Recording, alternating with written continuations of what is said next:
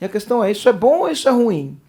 Por um lado é bom, porque por um lado as pessoas vão sair da zona de conforto, mas por outro lado as pessoas podem olhar pra gente e falar, será que esse cara não tá vendo o que a gente fez?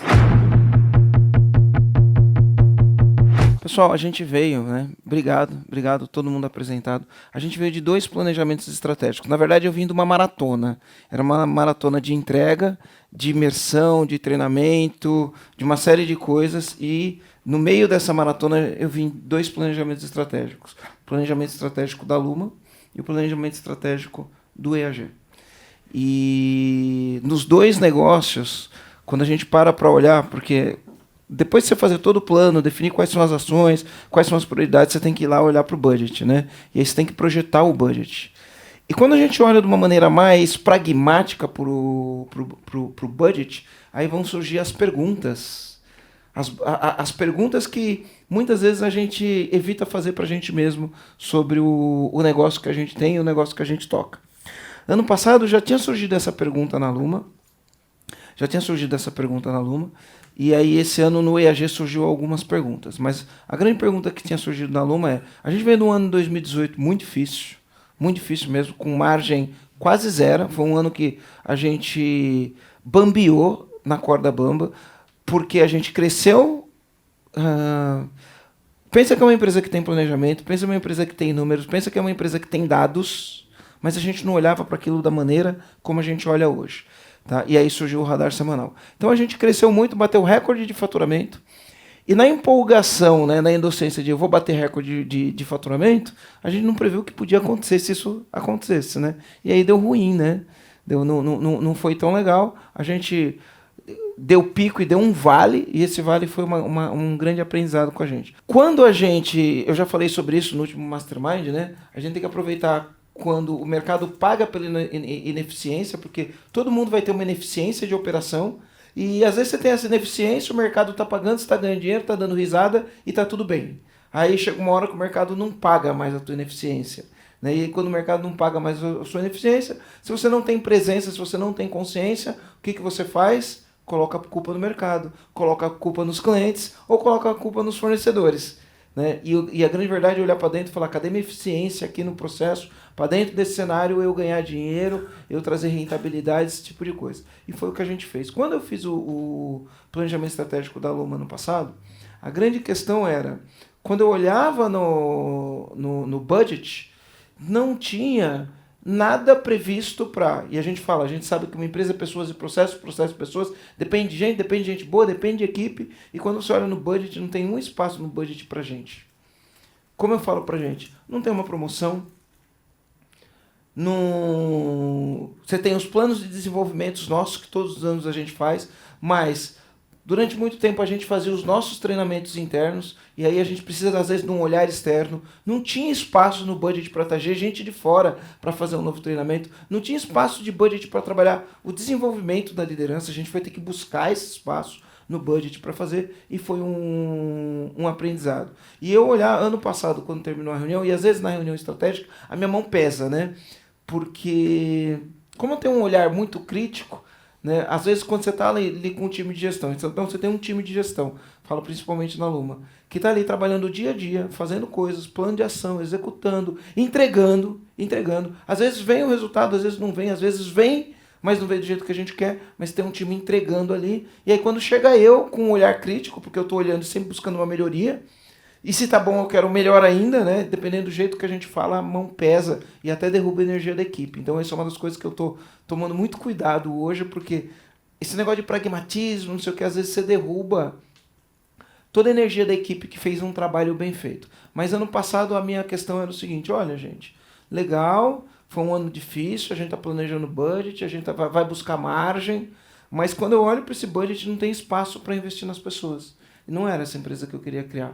Eu acreditando nas pessoas do jeito que eu acredito, e eu sei que não é fácil, né? Eu sei que não é fácil porque eu tenho uma frase que é assim, né? Você tem que estar se preparado para se decepcionar com as pessoas, porque vai acontecer em algum momento você decepcionar com as pessoas. Mas isso não quer dizer que eu não acredito nas pessoas, na verdade eu acredito. E eu olhei e falei, olha, na nossa empresa hoje, quando eu olho o budget, não tem espaço aqui para desenvolver pessoas. Nem para promoções, não tinha espaço no budget para promoções, e nem para fazer algum tipo de desenvolvimento um pouquinho, sabe, um pouquinho mais de investimento nisso. Beleza, a gente passou por um ano muito difícil, vai ser um ano de sobrevivência, na verdade 2018 foi um ano de sobrevivência, 2019 a gente retomou o crescimento e está buscando as margens. Beleza, o ano funcionou, a gente trouxe margem em alguns meses maior do que a gente acreditava do que seria, em alguns meses não, como eu disse, de 10 meses no ano, de 10 meses nesse ano, a gente bateu meta de faturamento e lucro em 8, e teve 2 meses que a gente não bateu meta de faturamento e lucro, mas a gente teve lucro, o que é importante, né? Porque às vezes você não bate a meta e tem prejuízo. Não, a gente não bateu a meta de faturamento e lucro, mas a gente teve lucro em todos os meses, tá? Mês de junho, que foi um mês ruim, foi bem ruim, assim, dentro do que a gente previa. Teve uma queda do faturamento, e aí a gente ainda trouxe margem para o negócio, não foi a melhor margem possível, mas a gente trouxe margem para o negócio. Então a gente não teve prejuízo nenhum mês. Beleza, quando a gente vai desenvolver agora, vai fazer o plano estratégico, e a gente fez 2, né? Porque eu fiz 2 dias de plano estratégico da Luma, vim 2 dias de plano estratégico do EAG, a gente sai de lá cabeçudo, né? Cabeçudo mesmo, a energia, ela se esvai quase que do corpo, porque é um processo intenso. E aí o grande ponto é a gente vem de um ano onde a gente conseguiu voltar para uma margem, então teve meses de 17% de margem. Eu acho que no acúmulo do ano a gente está com 11%. O que trouxe para baixo esse número foi o mês de junho. O mês de junho trouxe para baixo que a gente teve 1,6 de margem, 1,6 ou 1,8 de margem no mês de junho. E aí trouxe para baixo, mas a gente está com 11. E é bem possível que a gente feche o ano com 15%. Ah, é muito, é pouco? Depende muito do segmento. Tem gente que tem 30% de margem? Tem gente que tem 30%, tem gente que tem mais. A gente tem de algumas empresas, quando o cara olha pra gente, quando a gente fala assim, a nossa margem está em 11%, eu falo, nossa, só isso, né? Tem muitas pessoas que falam só isso. Aí a gente vai na empresa da pessoa, quando a gente põe os números do jeito que a gente põe os nossos, normalmente a margem do cara tá ali também no nosso. Porque quando eu falo 11% de margem, a gente está tirando tudo. Todos os impostos pagos, retenção de imposto, porque a gente tem uma loucura no Brasil, que é essa retenção do imposto do pagador. Quando a gente tira tudo, tira o prolabore dos sócios, tirou tudo. Inclusive a gente hoje no nosso DRE, a gente joga alguns investimentos, não todos, mas a maioria dos nossos investimentos a gente joga como despesa, a gente não joga como investimento. Então, por exemplo, o que isso quer dizer? Que no DRE, se você for lá e trocou teu servidor, trocou os equipamentos, isso é investimento, ele não aparece no DRE, no nosso ele aparece. Tá? É uma conta que aparece no nosso DRE. Tirou tudo, 11%. Tá? É bom, é ruim, eu hoje acredito que dá para ser melhor. Tá?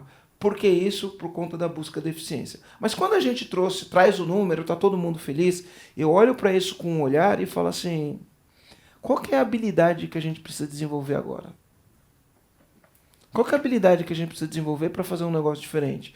Porque a gente está num mercado que cada vez mais vai pressionar a gente, cada vez mais vai ser difícil tirar margem. Para a gente tirar margem, se a gente continuar fazendo o que a gente sempre fez, a gente vai estar numa luta muito difícil. Então a gente precisa fazer o quê? Desenvolver novas habilidades. Quais são as habilidades que a gente precisa desenvolver como empresa para buscar o que a gente não está tendo?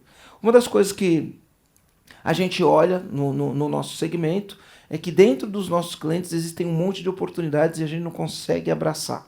É agora eu falo, a gente não consegue abraçar essas oportunidades que existem, é por falta de habilidade que a gente não desenvolveu. E eu fiz muita provocação, e acho que minha mão pesou. Eu saí lá com... Não saí desse planejamento estratégico com aquela sensação de fiz o serviço bem feito. Por quê? Porque você tem uma equipe que está ali motivada com o resultado do ano, mas eu já tô em 2020, na verdade, eu não estou em 2019, porque 2019 a lição de casa já está feita, minha cabeça já está por isso que se faz planejamento estratégico. E aí quando você traz para a consciência, tá, legal, aqui a gente como gestores, quais são as habilidades que a gente vai desenvolver? E isso pesou bastante, sair de lá com a energia dos gestores não tão boas. Porque a gente está puxando muito a corda, puxando muita corda. E aí depois teve que correr para no individual, fazer esse ajuste com cada um, ir lá, reconhecer o trabalho, parabenizar e não sei o quê. Então a gente tem que ter esse equilíbrio, porque como a gente começa a trabalhar muito o negócio do pragmatismo, a gente tem que ter esse equilíbrio. E a grande pergunta que fica para a gente é: quais são as habilidades que a gente precisa desenvolver? A gente está se arriscando no mundo da tecnologia.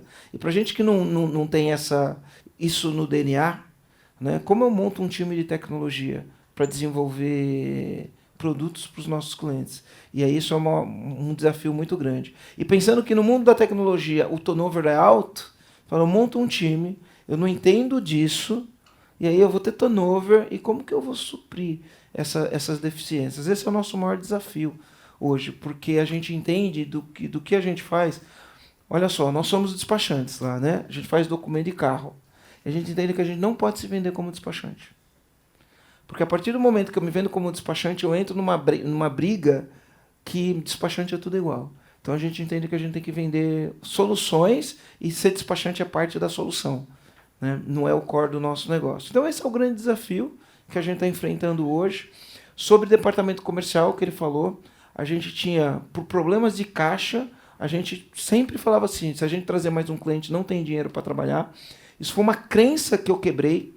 Foi difícil quebrar essa crença, porque ninguém quer se endividar. E aí você tem que entender o que é um endividamento e o que é um funding, né? O que é financiar uma operação. São coisas diferentes. Se endividar é uma coisa, financiar a operação é outra. Então, você tem que virar a chave do que é financiar. E quando você for financiar a operação, você tem que financiá-la do jeito certo, que não era o que a gente fazia.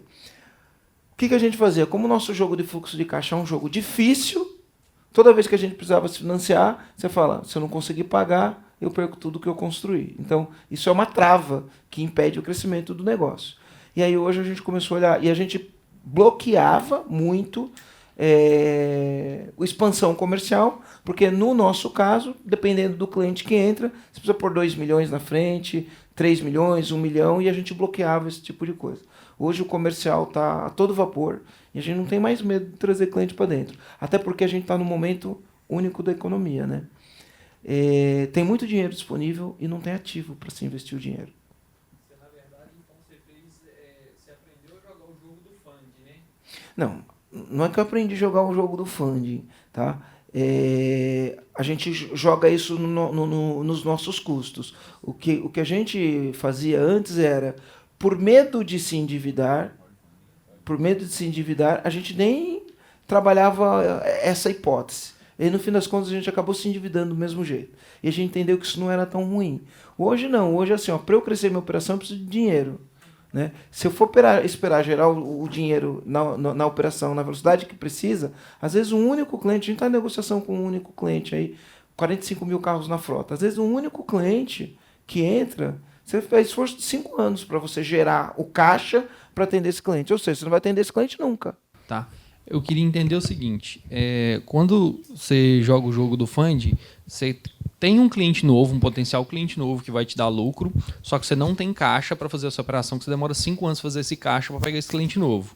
Aí você faz o funding e põe esse cliente para dentro, e o lucro que esse cliente dá, paga a operação e ainda sobra dinheiro. É isso? Paga a operação, paga o custo do dinheiro. Aí depois que você fez essa primeira vez, você perdeu o medo de fazer. E sempre que você puder, você vai jogar alguém para dentro e fazer isso novamente.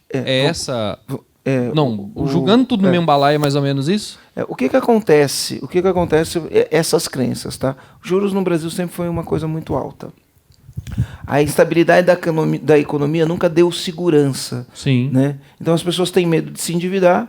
Porque com juros no Brasil do jeito que é, você se endividar é um problema muito grande. Aí você falou, você se endivida, você perde tudo aquilo que você construiu. Isso. Aí você vai ter as crenças de se endividar. Isso é uma coisa. Sim. Tá? Agora, outra coisa é você pensar o seguinte: mediante um cenário que a gente se encontra hoje, e mediante as possibilidades de negócio que você tem, se você entender que aquele dinheiro que você pegou emprestado não é uma dívida, você entender que aquele dinheiro que você pegou emprestado, entre aspas, aquele crédito que você tomou, ele serve para alavancar o seu negócio, é um outro jeito de lidar com a situação.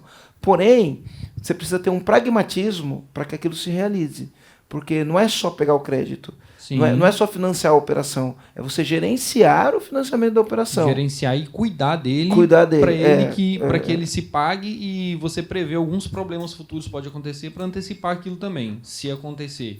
O cliente entrou, mas saiu, mas o dinheiro ficou lá. Não, o cliente entrou, mas saiu, como é o dinheiro da operação, você devolve o dinheiro e pronto, acabou. Então, o cara tem que saber todas essas etapas, né? Entendeu? Isso facilita, isso dá... Mas assim, do fundo do meu coração, eu não gostaria de crescer só financiando a operação com crédito de terceiros. Sim. A melhor coisa que tem é você financiar a sua operação com o seu próprio crédito, com o seu próprio caixa. Com o próprio caixa. Tá? Sem dúvida, mais saudável. Isso permite a gente crescer. Tá?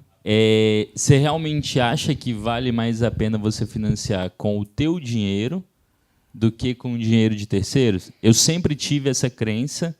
A gente estava discutindo exatamente isso ontem lá no churrasco, de não endividar. A minha regra de uma empresa, uma boa empresa, era uma empresa que não devia nada. A minha empresa não deve nada, vamos chamar assim, né? De banco, pegar empréstimo com qualquer coisa. E eu achava que isso era um dinheiro ruim. E aí, com várias discussões, uma consultoria financeira que a gente faz um trabalho, o cara conseguiu me mostrar que o dinheiro mais barato, o teu dinheiro é o dinheiro mais caro. O dinheiro do dono é o dinheiro mais caro. O dinheiro do dono é o dono mais caro. Então, assim, se eu tenho 1 milhão na empresa e eu preciso de 1 milhão para expansão, é muito melhor o sócio lógico, uma coisa planejada, que você vai fazer um negócio que tenha retorno. É melhor você retirar esse dinheiro, fazer algum tipo de aplicação, investimento teu, e pegar o 1 milhão e investir para a empresa pagar. E aí? Então, essa é uma discussão. Essa é uma dúvida minha também. Essa não é uma discussão assim tão exata. Depende. Tudo depende. Depende. O Pedro vai falar. Eu já vou te falar do que depende. Eu queria dar uma contribuição, que foi um momento muito interessante. Eu fui em Recife e eu tenho um mentor. Se eu não me engano, eles estão com 100 academias e eles abrem uma academia a cada 6 dias, cara, com um investimento de 4 milhões. O cara acho que tem 30 e poucos anos, o cara mais sênior que eu já conversei na minha vida, assim. E aí ele, a gente, dando uma mentoria e tal, ele falou assim, cara, qual que é o nível de endividamento do seu negócio? Eu falei assim, cara, felizão, né? Eu nunca peguei empréstimo, eu não tenho cartão de crédito, não tenho cheque especial, todo investimento é próprio. Aí ele perguntou E aí ele perguntou, eu contei, eu acho que para vocês 2 dias que eu fui lá. Cara, esse cara me deu um soco na cara que, cara, você confia no seu negócio? Eu falei assim, confio. Qual que é a margem? Por que você não pede dinheiro dos outros para aquecer o seu negócio, sendo que você confia e você dá uma margem maior do que o valor que você vai pegar de empréstimo? Porque se você confia no seu negócio e o banco confia, ou se o banco confia e você não confia, você está no negócio errado. E aí eu falei, caralho, velho, o que eu faço agora? Aí ele, então você vai ter que ter um financeiro que tenha uma agenda de buscar dinheiro fora para crescer o seu negócio. Ele falou assim, se eu fosse crescer com capital próprio, eu teria 2, 3 unidades. Só que eu tenho 100. Só que eu não tenho dinheiro para 100. Só que hoje eu tenho 200 milhões em caixa para crescer meu negócio, porque as pessoas fora acreditam no meu negócio. Então, eu vou diminuir minha margem, mas eu vou crescer em escala e vou levar a valuation do meu negócio para cima. Então, assim, é outro jogo, assim, é um jogo pesado, mas você tem que ter controle dos seus indicadores 100% para ir para fora, né? Mas o dia que esse cara falou isso para mim, eu falei assim, cara, você acha bonito não ter dívida? É assim, o mundo trabalha alavancado. O mundo trabalha alavancado. No Brasil, é muito difícil você falar essas coisas. Por que o mundo trabalha alavancado? Porque o mundo é estável. Não exatamente desse jeito, né? Mas durante muito tempo. Hoje as mudanças acontecem em ciclos menores. O mundo é estável e o juro é barato. O Brasil nunca foi estável. E o juro nunca foi barato no Brasil. Então, a pessoa se endivida aqui com o juro do jeito que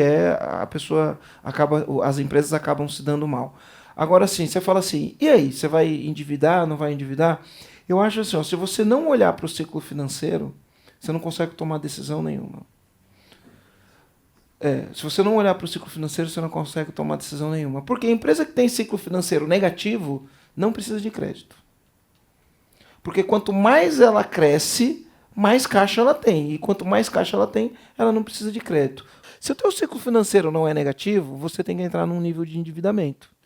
Mas assim, depende de quanto é teu ciclo financeiro e de quanto é a tua margem de lucro. Aí você administra com um ciclo financeiro bom e com margem de lucro que pague o custo da dívida, você administra isso. E aí, assim, você pode crescer 5 anos em um a partir do momento que você toma crédito. É igual ele falou, o valor da tua empresa muda pra caramba, e se você chegar numa hora do jogo que você fala, vou vender, você gerou muito mais valor do que se você tivesse indo sem se endividar.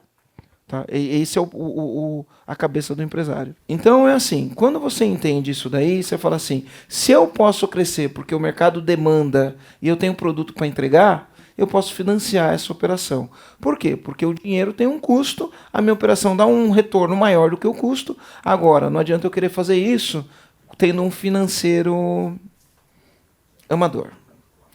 Tá? Por isso que a gente tem que trazer um CFO bom, tem que focar nesse tipo de coisa para pensar nesse tipo de crescimento. Que hoje, para a gente, isso já está muito bem... Vamos lá, nós não... bem resolvido dentro daquilo que a gente precisa, né? O controle do número, o controle da operação, isso dentro do que a gente precisa, está muito bem resolvido na Luma, e é lógico que dependendo do jogo que a gente for jogar, a gente vai ter que desenvolver novas habilidades. Então a gente trouxe esse contexto, o departamento comercial começou um trabalho, outbound mesmo, mapeamos os nossos potenciais clientes, uma pessoa ligando e abrindo, e o comercial forte, forte, forte. O nosso funil o nosso funil de comercial, ele está cada vez mais entrando gente, cada vez mais gerando oportunidade, e eu acho que isso daí vai dar um crescimento para a gente, no ponto de vista do planejamento estratégico do que a gente tem na Luma.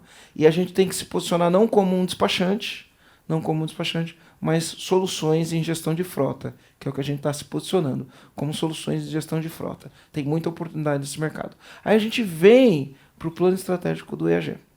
Né? Eu saí de lá 2 dias, é pesado, gente. Termina o dia assim, ó, você está esgotado mesmo.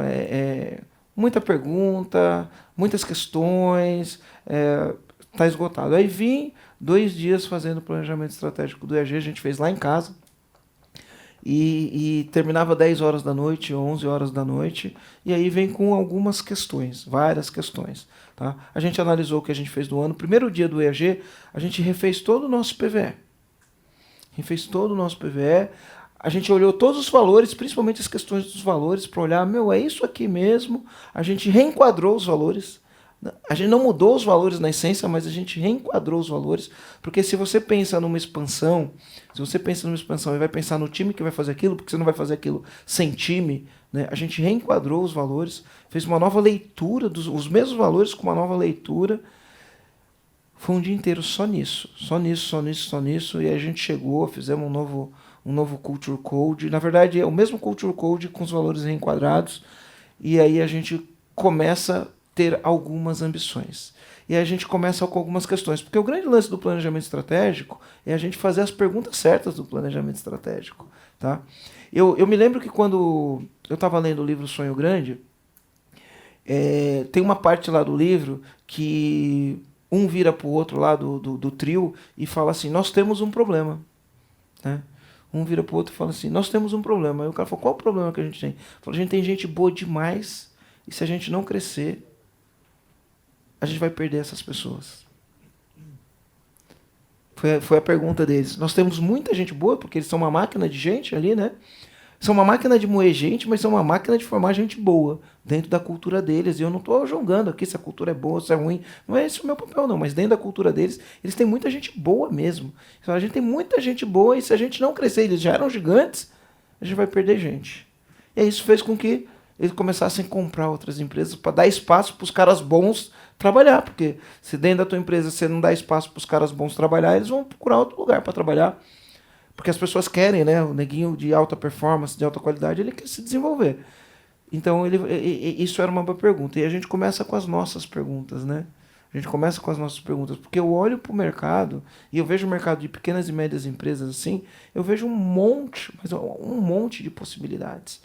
Tá? Um monte de possibilidades. Eu comecei a visitar as empresas, então eu fui na empresa de alguns aqui, tem dia 9 agora eu vou no Felipe, fui no Josélio, fui no Mavi, fui na Encanto, fui no Josélio, fui no Mavi, fui na Encanto e fui em outras empresas de visitar ali o dia a dia. E o fato de você visitar as empresas, né, sair lá do escritório, sair da câmera um pouco, né, e skin the game, colocar a tua pele no jogo para entender qual que é a dificuldade. E a pele no jogo nas minhas próprias empresas me deu algumas perspectivas. E a gente começou a fazer um trabalho. Na verdade, a gente já tinha começado a fazer um trabalho que era um trabalho de posicionamento. Eu vou falar um pouquinho aqui sobre essa questão do posicionamento. Até tinha feito uma apresentação sobre isso. A gente começou a fazer um trabalho de posicionamento. Também 2 dias de trabalho, que você chega de manhã numa sala e fica, e discute,